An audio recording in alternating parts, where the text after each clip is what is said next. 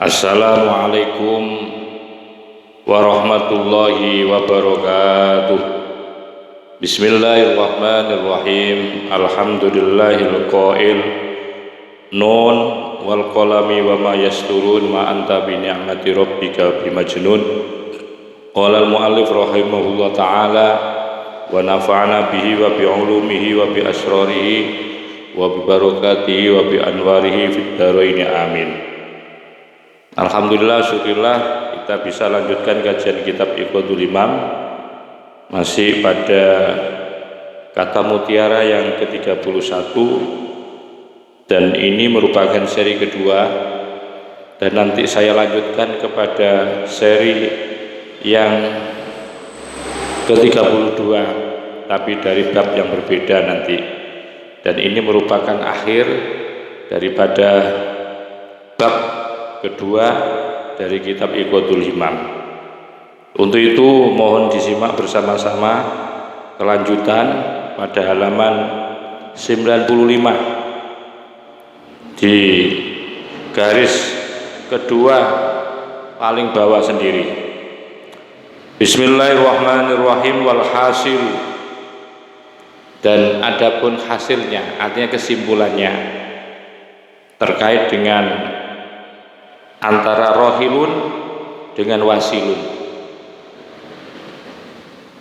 bahwa innal murida, sesungguhnya seorang yang berkeinginan menuju kepada Allah, madama, selama masih siapa murid bisairi, di dalam perjalanannya, bahwa maka adapun murid itu yahtadi, bisa mengambil petunjuk. Siapa murid mengambil petunjuk melalui bi anwarit tawajuhi, dengan melalui cahaya-cahaya tawajuh, cahaya yang mengantarkan, cahaya yang menunjukkan, cahaya yang mengarahkan atau mengantarkan menuju kepada Allah Subhanahu wa taala. Muftakhiron, hale dengan selalu berharap, ya ilaiha, kepada anwar, lisairihi, karena perjalanannya, karena ada di dalam perjalanannya murid, biya, dengan, yaitu melalui anwar. Artinya pada tingkatan orang rohilun, sekali lagi saya mungkin feedback ini, jadi di kalangan orang-orang rohilun, orang-orang yang menempuh perjalanannya menuju kepada Allah, orang yang mau berangkat menuju kepada Allah, itu mereka menggunakan wasilah, perantara.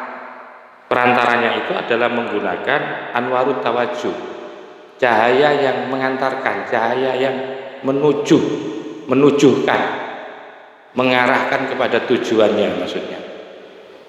Berupa apa itu? Pada tingkatan rohilun, mereka itu menggunakan wasilahnya dengan menggunakan syariah, seperti sholat, ya, seperti berzikir, seperti membaca Al-Quran.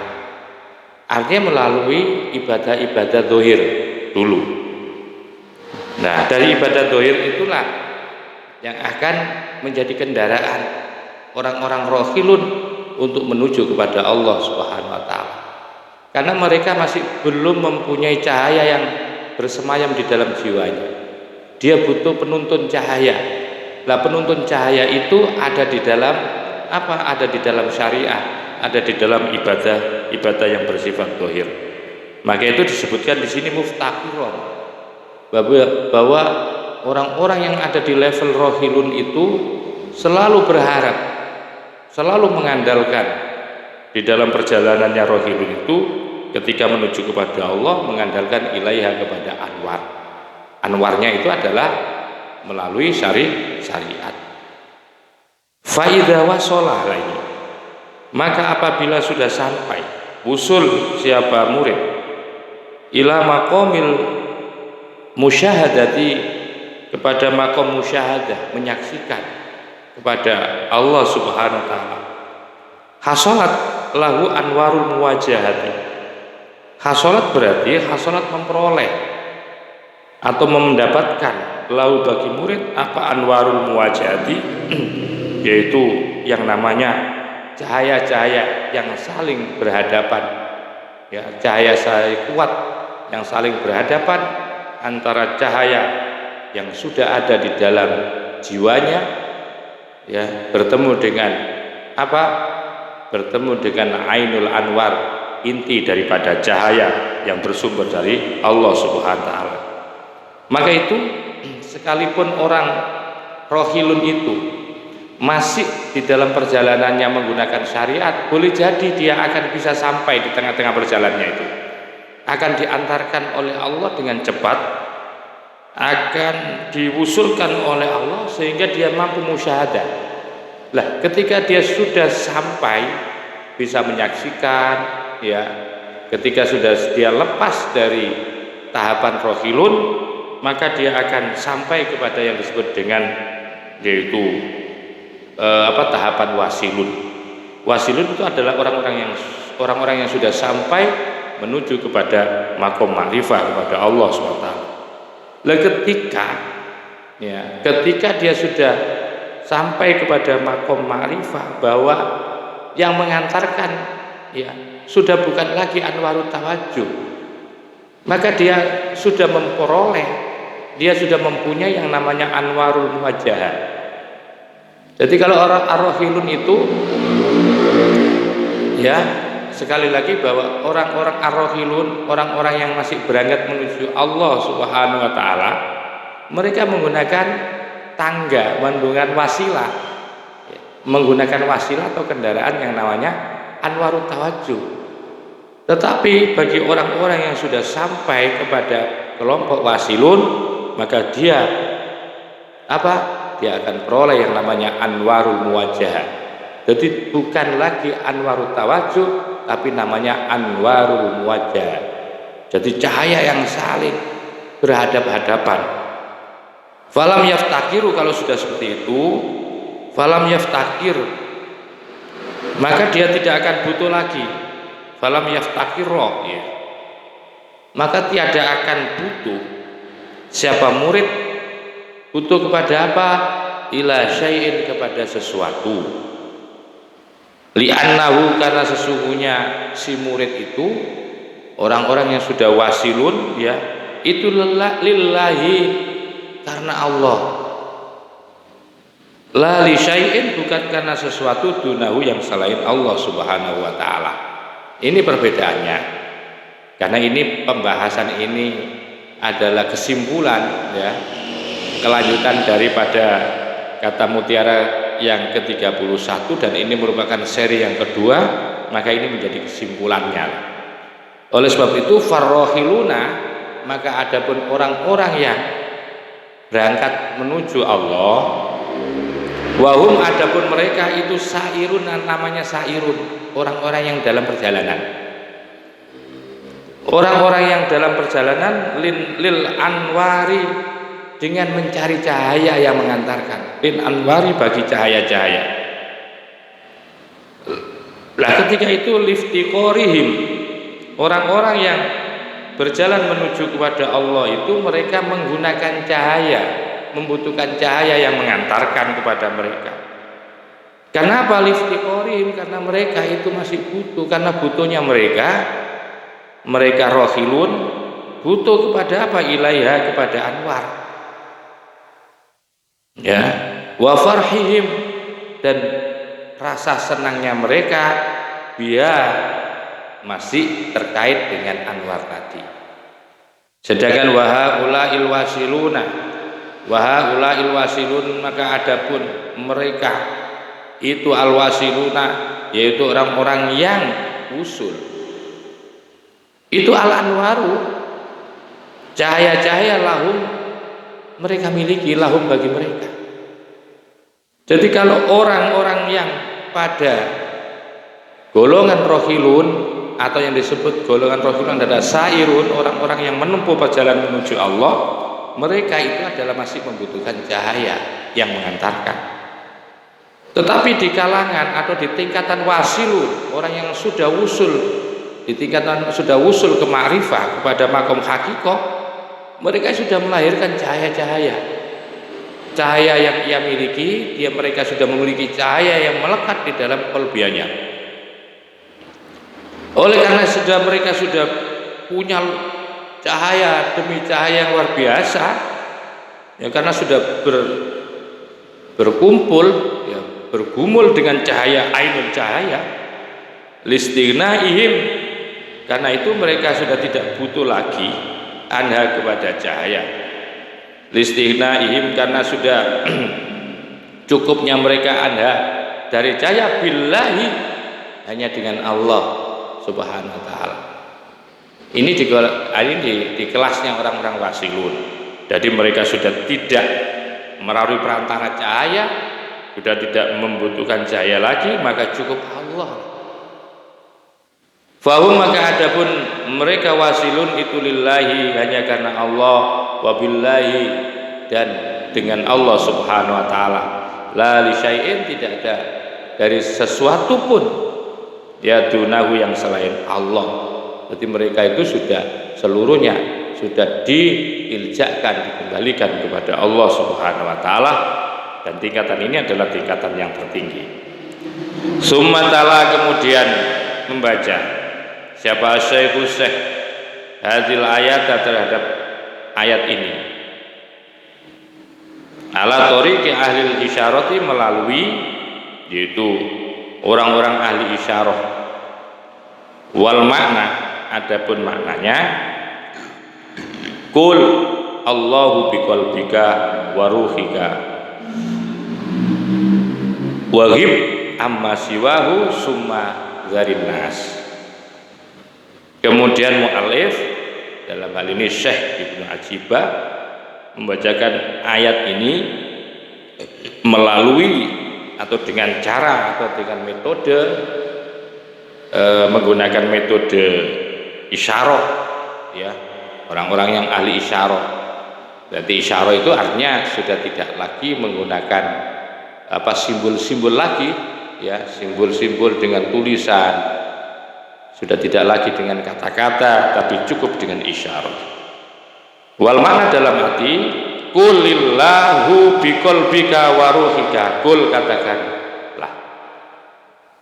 Allahu, adapun Allah, biqalbika, selalu berada di dalam hatimu, wa ruhika, dan di dalam ruhmu, waghib, maka itu hilangkanlah kamu amma dari sesuatu siwahu yang selain Allah, summazar, kemudian tinggalkanlah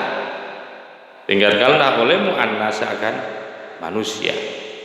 Ketika orang-orang itu sudah sampai di tingkatan wasilun itu, maka yang ada di dalam hati dan ruhnya itu hanyalah Allah. Gerak laku, tingkah lakunya, gerak diamnya itu hanyalah Allah yang ia rasakan akan kehadirannya. Sehingga sirna waghibba, waghib, ya, bukan waghib, waghib ba'amma, ya, waghibba, dan hilangkan. Kalau sudah begitu, kalau sudah Allah yang ada di dalam kolbiamu, ada di dalam hatimu, ada di dalam ruhmu, maka hilangkanlah, lenyapkanlah amma sesuatu siwahu yang selain Allah. Baru summa dari nas, kemudian tinggalkanlah olehmu annasa, akan banyak orang. Ay utrukum, maksudnya tinggalkankah mereka fi khawdihim, ada di dalam kesesatan mereka itu, yal'abuna, bermain-main.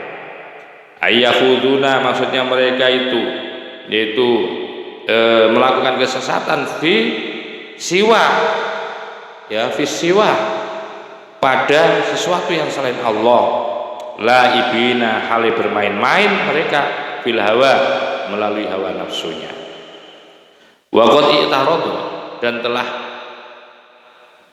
i'tirad, menentang, siapa ba'dul mufassirina, sebagian orang-orang ahli tafsir, ala sufiyati, terhadap orang-orang sufi, menentang apa? Istishhadahum, atas pengambilan syahadah, pengambilan dalil, ya, atas pengambilan dalilnya, atau atas menjadikan dalil orang-orang sufi bihadil ayati, dengan ayat ini.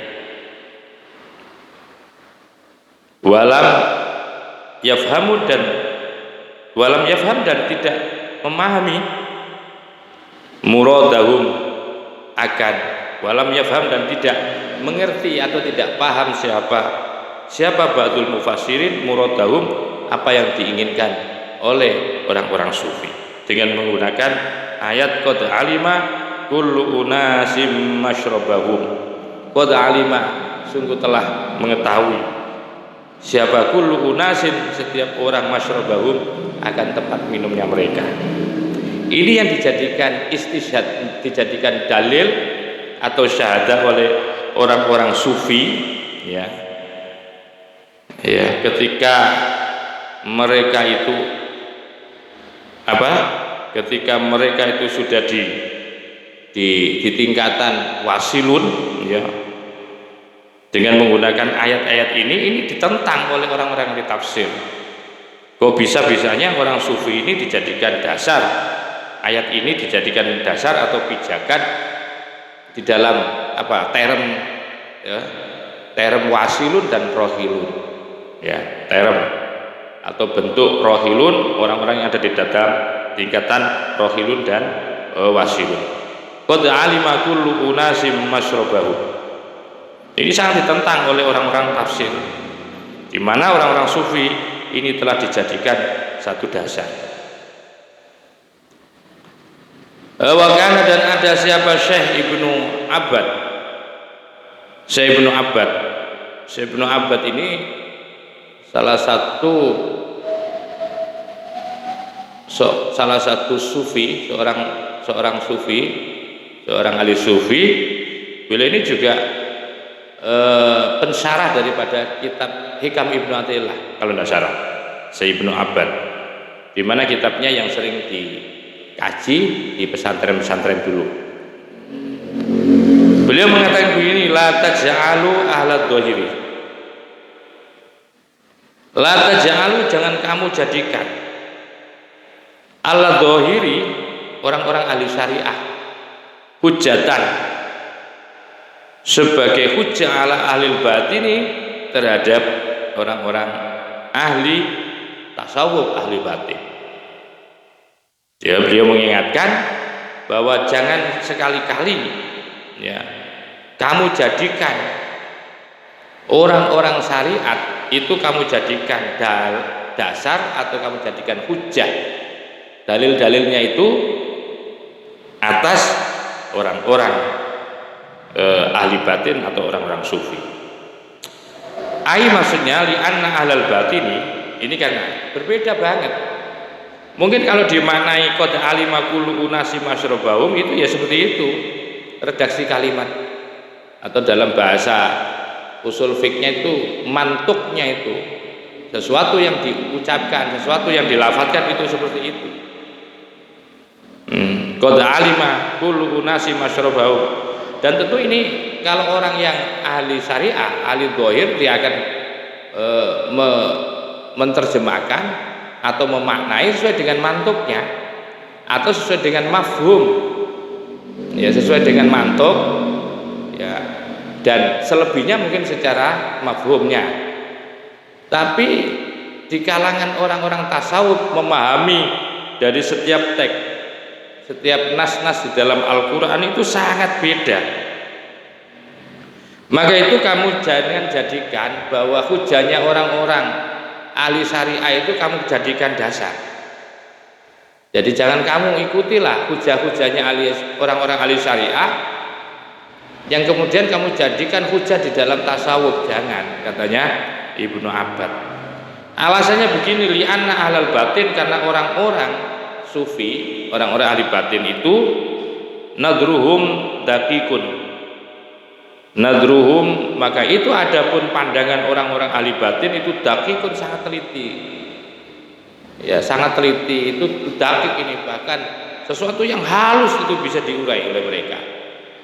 mampu diteropong, mampu dianalisis, mampu ditemukan, ya. Jadi pandangan-pandangan orang ahli batin untuk memahami terhadap teks-teks Al-Quran itu sangat teliti banget, ya, karena kajian mereka menggunakan alatnya adalah qalbiyah.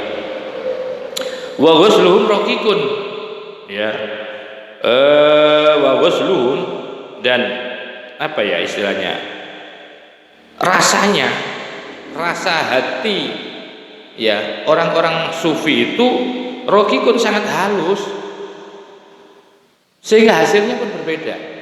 Hasilnya berbeda ketika memahami terhadap nas Al-Quran itu.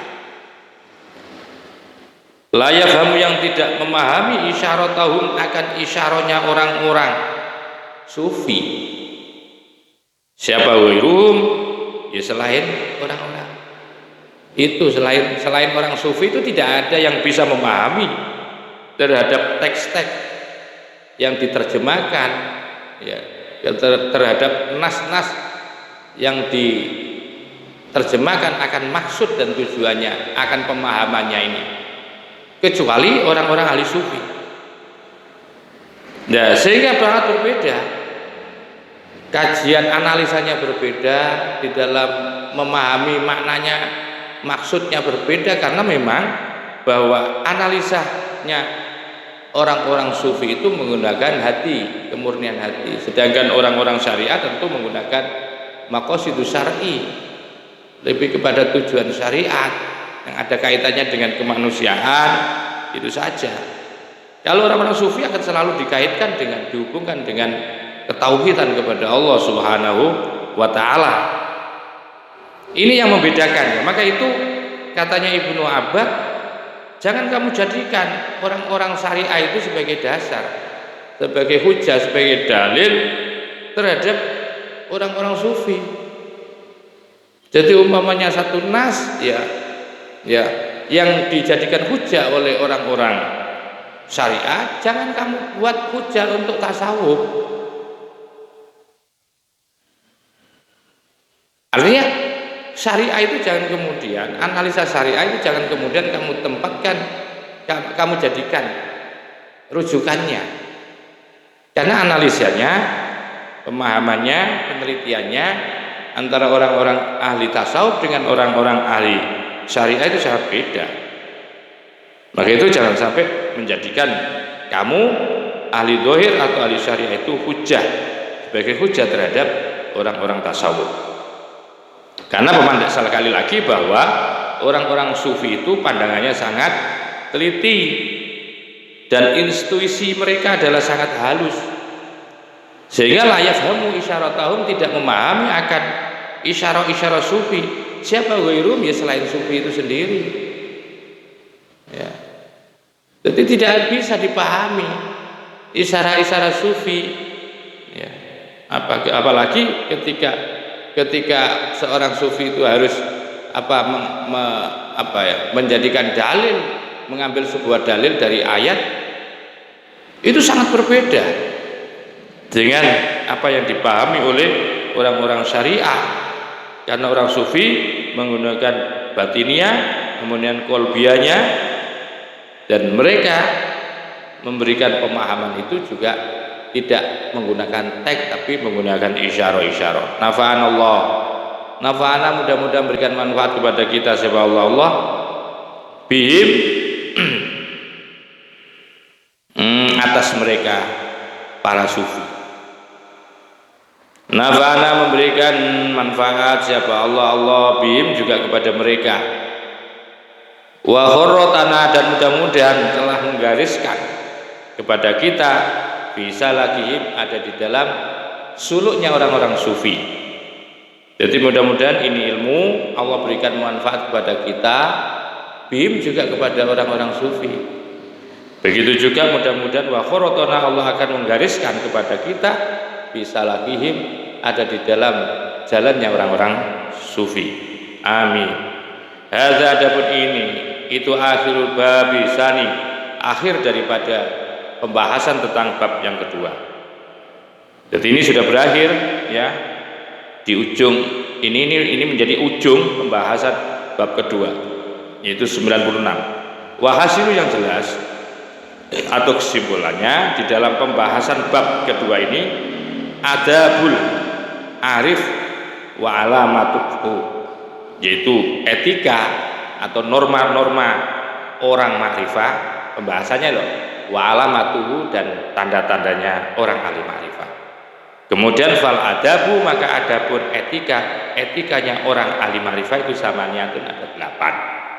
Wal alamatu, sedangkan tanda-tanda orang makrifah itu ya itu arbaun ada 4. Pertama, arruju'u, mengembalikan ilai kepada Allah fi kulli syai'in, terhadap segala sesuatu. Itu cirinya orang ahli makrifah. Kedua adalah wal i'timadu alaihi, menyandarkan seluruhnya alaihi kepada Allah fi kulli halin, pada setiap kondisi.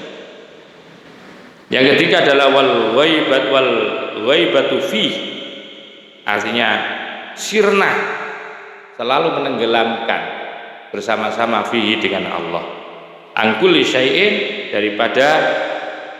dari segala sesuatu. Yang keempat adalah wal istidlalu, 1, 2, 3, wal istidlalu, dan menjadikan dalil atau menjadikan dasar, menjadikan bukti bi dengan Allah ala kulli syai'in, atas adanya segala sesuatu. Pembahasan berikutnya adalah wattisa warzakil ulumi, luasnya rezeki pemberian keilmuan, wa fathu makhazinil fuhum, dan terbukanya gudangnya pemahaman-pemahaman, wal waslu, dan wusul ila muwajahatil anwari, menuju kepada muwajahatul anwarul muwajahil, tadi pembahasan terakhir ya, wal batu anha, serta wal batu, dan menghilangkan, wal waslu ilau, berarti wal waibati, dan sirna anha, dari anwar, bisyuhudil wahidil qahar, karena menyaksikan zat yang satu, al-qahar, yang maha perkasa. Ini sudah dijelaskan semuanya, jadi tidak perlu saya jelaskan lagi, dan ini merupakan bab kedua dari kitab Iqadul Imam, dan ini sudah khatam. Untuk itu kita lanjutkan kembali pada bab yang ketiga sekarang, sekaligus menjadi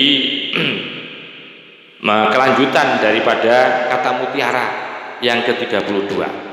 Jadi ini bagi yang ngaji, mengikuti, menyimak kajian ini, mohon jangan berhenti untuk mengikuti kajian ini, karena tetap akan saya lanjutkan kajian kitab ini. Dan ini merupakan kajian yang kajian kata mutiara yang 32. Saya lanjutkan. Bismillahirrahmanirrahim. Al-babus salisu, adapun bab yang ketiga. Summa iftataha, kemudian memulai siapa musannif al-babus salisa, pada bab yang ketiga. Jadi begitu masuk ke bab ketiga, mu'alif musannif membuka bab ketiga itu dengan bizikrit takhalliyati, dengan menjelaskan tentang takhalliyati wa tahalliyati dan tahalli. Jadi menjelaskan tentang apa makna takhalli dan apa penjelasan tentang tahalliyah. Minimal Anda harus tahu takhalli itu artinya melepaskan, menjauhkan ya, segala sesuatu yang bersifat materi, atau bisa meditasi. Takhalli itu sepi, mencari tempat sepi ya, menjauh dari hiruk pikuk, dari keramaian. Takhalli itu namanya. Baru setelah orang itu melalui proses takhalli, maka dia akan melahirkan yang namanya tahalli, akan mendapatkan perhiasan-perhiasan dari akhlaknya hati ketika dia melalui proses riyadhah yang namanya takhalli ini tadi. Faqala, maka dawuh siapa radhiyallahu anhu, yaitu Syekh Ibnu Athaillah As-Sakandari pada kata mutiara yang ke-32 ini. Jadi ini 32 ya.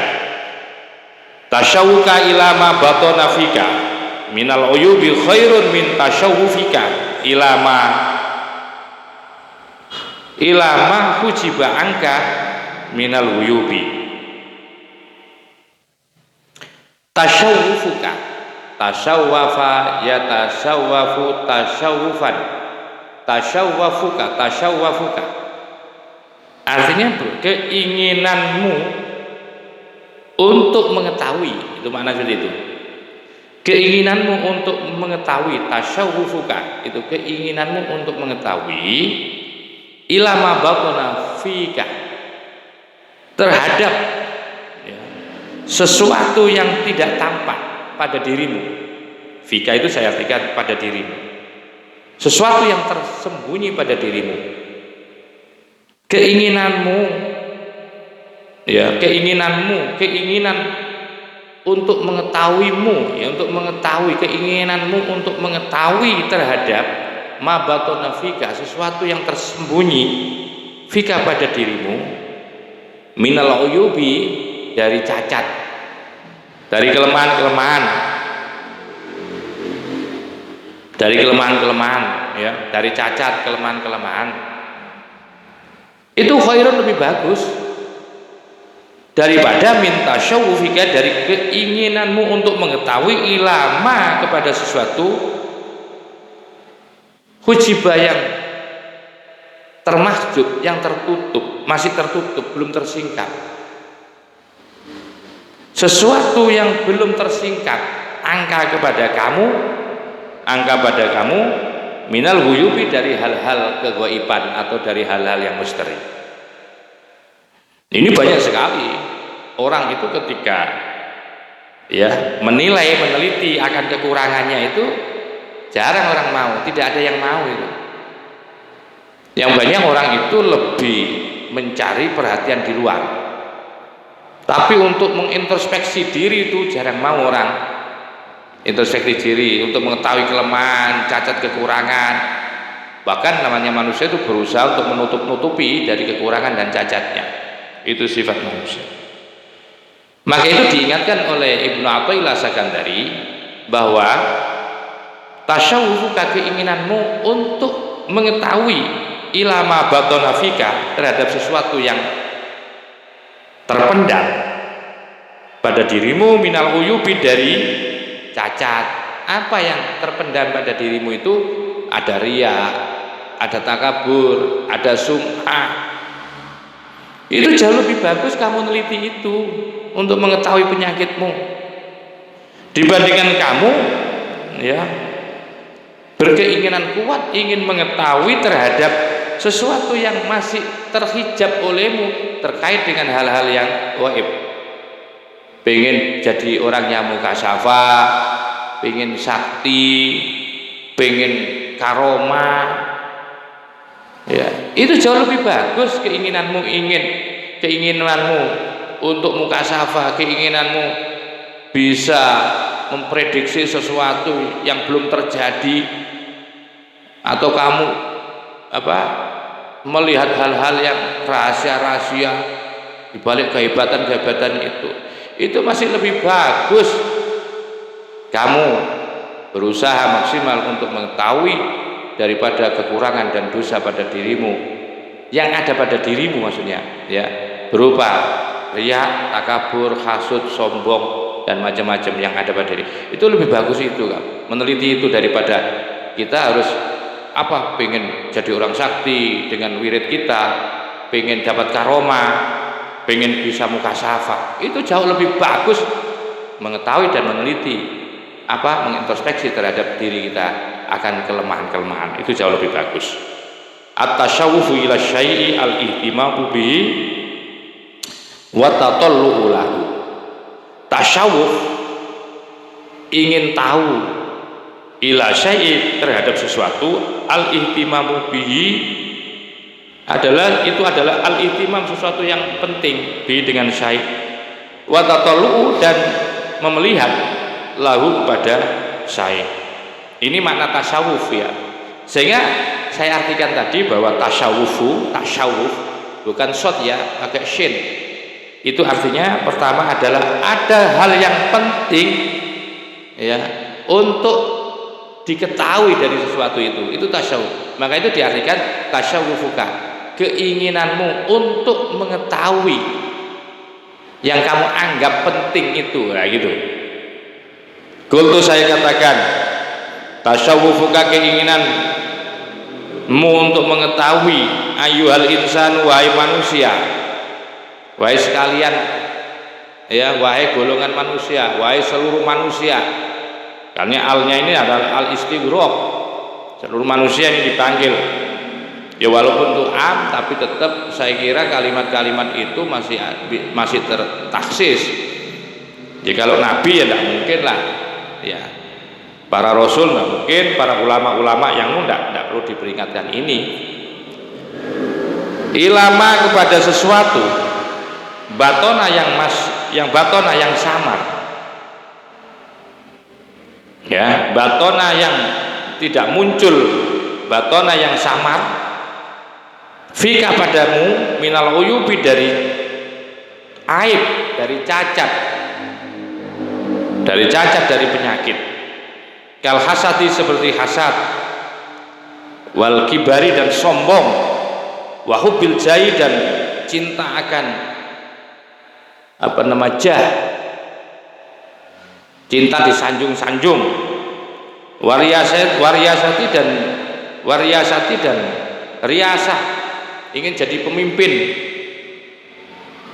wahami rizki, dan hanya pikirannya yang penting itu rezeki yang selalu dicari, wa khaufil fakri, dan takut fakir, wa talabil khususiyati, dan selalu mencari keistimewaan berupa karomah, kesaktian, mukasyafah, wa ghairi dzalika, dan lain-lain daripada al semua itu tadi. Itu minal uyubi, termasuk bagian daripada cacat, kelemahan, kekurangan. Saya ulangi lagi, keinginanmu wahai manusia, keinginanmu untuk mengetahui wahai manusia terhadap sesuatu yang samar yang ada pada dirimu, ya, keinginanmu untuk mengetahui terhadap apa-apa yang tersimpan di dalam dirimu, yang tersimpan pada jiwamu itu,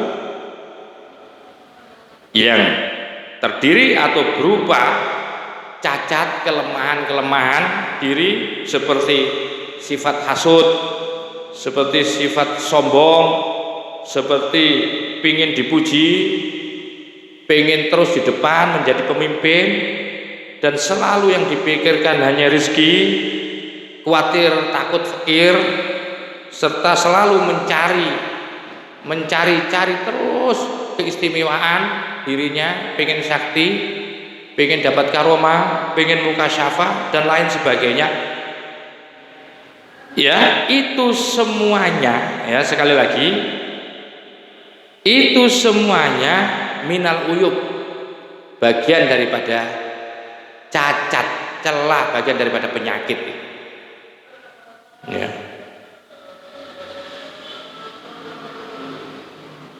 Minal uyubi, oh bukan, wa ghairi dzalik, dan selain itu minal uyubi, daripada penyakit-penyakit. Jadi artinya menjelaskan, ya, bahwa yang namanya hasud, kibr, jah, riasa, wa hamur rizki, wa khaufil fakri, wa talib, wa ghairi dzalik minal uyubi, itu bagian daripada cacat, celah. Wal bahsi anha, serta meneliti anha, terhadap apa? Anha, terhadap uyub, terhadap cacat, kelemahan, aib-aib, wasai, dan berusaha fitahallusi, untuk membersihkan, mensucikan, minha, daripada uyub, itu afdhalul, lebih utama. Nah, sudah ketemu sudah. Min tasyawufika, daripada keinginanmu untuk mengetahui, ilama, terhadap sesuatu hujiba yang telah masih tertutup, apa angka pada dirimu, minal huyubi, dari hal-hal yang misteri. Artinya apa? Artinya begini, bahwa keinginan tahumu, ya, apa yang ada pada dirimu terkait dengan kelemahan-kelemahan jiwamu, kelemahan-kelemahan hatimu, berupa bahwa di dalam hatimu ada hasud, di dalam hatimu ada rasa sifat sombong, di dalam hatimu ada hubbul jah, ya, ada riasa pengen jadi pemimpin terus, dan di dalam hatimu hanya pengen istimewa, ingin diistimewakan terus orang lain. Kemudian dari situ, kemudian bersamaan dengan itu kamu berusaha apa? Berusaha untuk mencari dari kelemahan-kelemahan dirimu. Kamu berusaha untuk mengetahui dan kemudian mencari kelemahan dirimu, serta berusaha wasa'i fit tahallusi, berusaha untuk membersihkan, tapi di dalam ingin tahunya terhadap kelemahan jiwanya, kelemahan hatinya berupa takabur, hasud, riya dan lain-lain itu, keinginan tahunya itu, dan kemudian diteliti dalam rangka apa? Untuk berusaha untuk membersihkannya. Itu afdolul, lebih utama, itu lebih bagus, lebih afdol min tasyawufika, daripada keinginanmu untuk mengetahui ilama terhadap sesuatu hujiba yang termahjub angka kepada kamu minal huyubi, dari apa? Minal huyubi, dari hal-hal yang gaib. Wa talabil khususiyah, itu mencari keistimewaan. Mencari keistimewaan, ya, ingin didapatkan keistimewaan, ya, selalu diistimewakan orang, itu maksudnya. Jadi tadi salah, saya tidak memberikan contoh talabil khususiyah itu mencari mukasabah, tidak, tetapi pengen dapat keistimewaan dari orang aja, ya. Jadi keinginanmu untuk mengetahui apa yang tersimpan pada jiwamu, yang tersimpan pada kolbiamu, berupa kelemahan, cacat, berupa penyakit yang berupa hasud, riya, takabur, itu semua. Dan kemudian kamu berusaha meneliti dan berusaha untuk membersihkan. Setelah kamu ketahui penyakit yang ada pada kolbiamu itu banyak sekali, kemudian kita berusaha untuk membersihkan, untuk mensucikan, ya, untuk menghilangkan semua itu dari hati kita. Itu jauh lebih utama dibandingkan keinginanmu untuk mengetahui terhadap mahujibah, angka sesuatu yang termahjub minal ghuyubi, dari hal-hal yang misteri. Contohnya apa? Kal itla'i, seperti ingin mengetahui ala asraril ibadi, terhadap rahasia-rahasia daripada hamba-hamba Allah. Wama, dan sesuatu yang akan datang, bi, dengan al-qadru, takdir, ketentuan atau kepastian, minal waqa'iil mustaqbilati, dari peristiwa-peristiwa yang akan datang.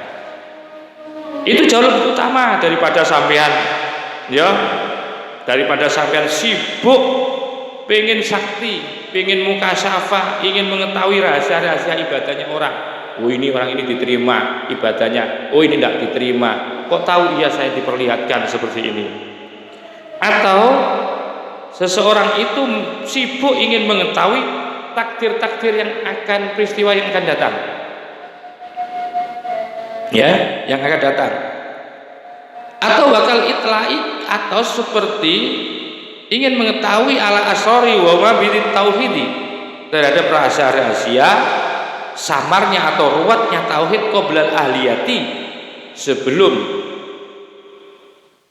diahlihi, sebelum ahli lahu pada tauhid, ya. Li'anna tasyawufuka, itu jauh lebih bagus, maksudnya masih lebih bagus orang itu ingin mengetahui kelemahan dirinya, jiwanya, ya, dari sombongnya, dari riyaknya, dari takaburnya, dari sum'ahnya. Itu lebih bagus meneliti kelemahan-kelemahan yang ada pada dirimu, ya, penyakit-penyakit hati berupa sum'ah, riyak, takabur, itu mengetahui itu jauh lebih bagus, dan kemudian berusaha untuk membersihkan, mensucikan, daripada kamu pengen mukasyafah, daripada kamu bisa melihat rahasia-rahasia sesuatu yang belum terjadi. Sehingga kamu terkenal karomah, sehingga kamu wali, itu jauh lebih utama apa? Kamu meneliti akan kekurangan-kekurangan dirimu dan kemudian kamu berusaha untuk membersihkan dan mensucikan, itu jauh lebih bagus. Kenapa? Ini alasannya. Di anna tasyawufuka, karena keinginanmu untuk mengetahui ilama batona terhadap sesuatu yang ada pada dirimu, yang samar, yang tersimpan pada dirimu, minal uyubi, dari cacat, dari kelemahan yang berupa riya, takabur, hasud tadi, itu sababun menjadikan sebab fi hayati qalbika, untuk menghidupkan hatimu. Karena dengan cara kamu bersihkan hatimu dari riya, dari takabur, maka hatimu akan hidup. Itu yang menjadi unggul itu, karena menjadikan hidupnya hati. Kalau hati itu sudah hidup, nyambung terus kepada Allah. Mengapa hati itu tidak hidup, mati? Karena ya, hatinya itu tertutupi oleh banyak sifat-sifat yang kotor, banyak penyakitnya. Sehingga yang ada dia termahjub hubungannya dengan Allah, tertutup dengan Allah. Karena dengan cara itu keinginanmu untuk mengetahui terhadap sesuatu yang tersimpan di dalam hatimu berupa penyakit-penyakit tadi, itu menyebabkan apa? Hidupnya hatimu, wahayatu qalbika.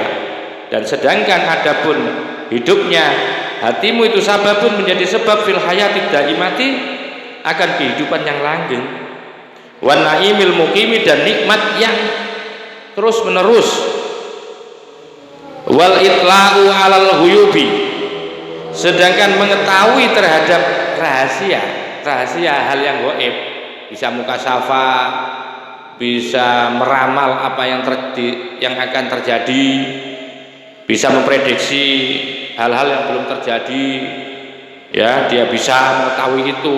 Wal itla'u alal huyub itu namanya innama huwa fudulun, sesungguhnya huwa adapun itla' alal huyub itu fudulun, merupakan kelebihan yang diberikan oleh Allah. Jadi gak usah dicari, akan diberikan oleh Allah, gitu maksudnya. Waqad yakunu, dan kadang-kadang ada apa itu itla alal huyub itu sababan, menjadikan sebab. Kadang-kadang tidak sedikit orang-orang yang diberikan, ya, ketika dia sibuk untuk mencari mukasyafah dan kemudian dapat mukasyafah, tidak sedikit mukasafatnya itu sababan, menjadikan sebab fi halakin nafsi. Jadi ketika dia itla alal huyub, mampu melihat kegaiban itu, akhirnya apa?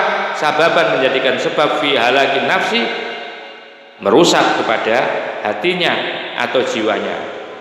Dengan apa itu? Melalui apa? Dengan cara apa? Kattisofia, seperti memberikan sifat, ya, memberikan sifat akan nafsu, akan hati, bil kibari, dengan sombong, waru yatil mazidi, dan melihat punya kelebihan ala nasi dibandingkan orang lain. Itu biasanya sombong.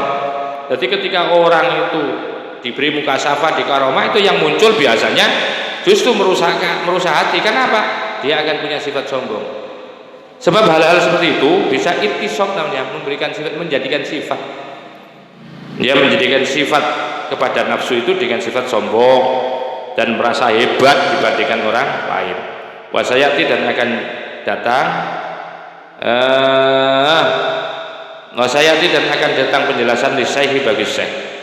Manit tola'a, man adapun barang siapa itu ittola'a, melihat ala asroril ibadi, terhadap rahasia-rahasia daripada hamba-hamba, tetapi walam yatahallaq, dan tidak menjadikan berakhlak birahmatil ilahiyati, dengan rahmat yang bersifat ketuhanan. Karena maka ada apa? Itla'uhu, kemampuan melihat terhadap rahasia-rahasia ibadahnya hamba itu, fitnatan, jadi fitnah, alaihi, atas man, wasababan, dan bisa menyebabkan ya juru, yang akan menarik alwibala, akan kerusakan, ilaihi, kepada man.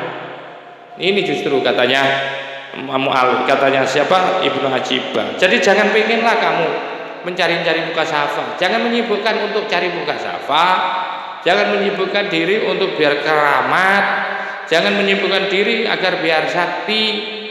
Kamu sibukkan diri untuk meneliti daripada cacat, kekurangan, penyakit yang ada di dalam hati berupa hasud, riya, takabur itu tadi. Karena kalau kamu sibukkan dengan cara ingin mengetahui itu, bahwa sesungguhnya hal-hal itu akan menjadi fitnah, akan menjadi ujian besar buat sampean kalau tidak mampu, dan akan yajuru alwibal namanya, menarik, mendatangkan akan kerusakan.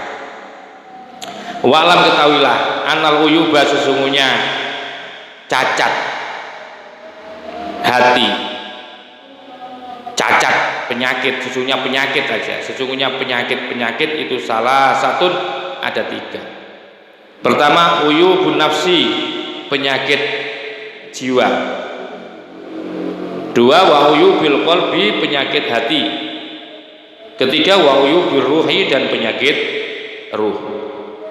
Fa uyubun nafsi, maka adapun penyakit jiwa, ta'alluquha, maka adapun hubungannya penyakit jiwa itu bisyahwati, dengan syahwat, al jasmaniyati, yang bersifat jasmani, atau yang disebut ini, kalau saya katakan uyubun nafsi itu adalah penyakit jasmani, penyakit badan. Nah, penyakit badan itu kaitannya dengan syahwat yang bersifat jasmani, ya. Seperti apa? Katoibil ma'akili wal masyarib, pasti senang, ya, senang. Ma'akil itu tempat makan indah, senang. Wal masyarib, ya, dan minum-minum, ya, tempat-tempat minumnya itu senengannya manusia kan itu kan, memprioritaskan seperti itu. Wal malabis, dan senang dengan pakaian-pakaian yang bagus. Wal marokibi, dan kendaraan mewah-mewah itu. Ini sesungguhnya sadar enggak bahwa begitu orang merasa senang itu pasti ada kaitannya dengan syahwat. Pengen kendaraan ini, pengen kendaraan itu, tidak lebih kepada fungsinya tapi lebih ke kesenangannya. Wal masakin, dan tempat tinggalnya mewah.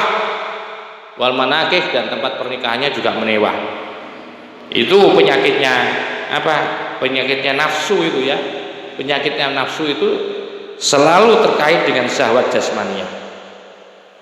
Yang kedua adalah wa'uyu bil qalbi, penyakitnya hati. Ta'alluquhu, maka itu adapun hubungannya penyakitnya hati itu bisyahwatil qalbiyati, dengan syahwat-syahwat yang bersifat qalbiyah. Kalau tadi syahwat nafsu itu kaitannya dengan syahwat jasmani, kalau ini penyakit nafsu itu ada kaitannya dengan syahwat jasmania, sedangkan penyakit hati itu ada kaitannya erat dengan syahwat qalbiyah. Apa keinginan qalbiyah itu? Seperti kahubil jahi, senang dipuji, senang dihormati, ya, waryasati, dan senang menjadi pemimpin, terus ingin jadi pemimpin. Wal izi, dan senang dengan kemuliaan. Wal kibari, dan sombong. Wal hasadi, dan hasud, iri. Wal hikdi, dan punya unek-unek jelek dalam hatinya.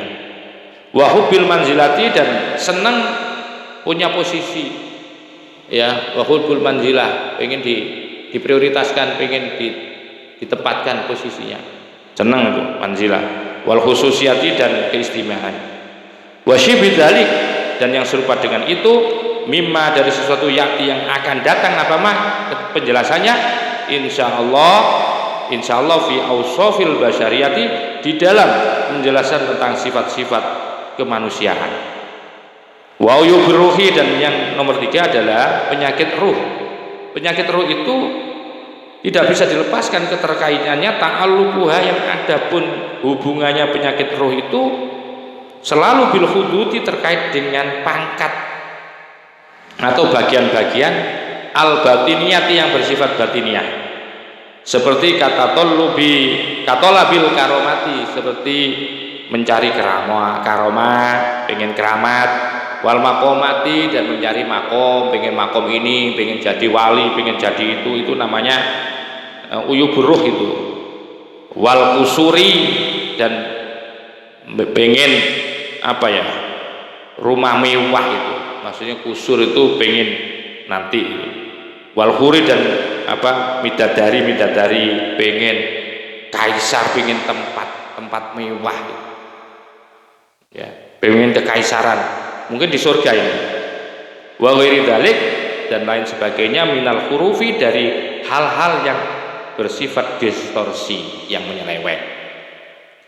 Fatashawuful muridi, maka adapun keinginan tahunya murid ila syai'in terhadap sesuatu, min dzalika dari itu semua, ya, yaitu keinginan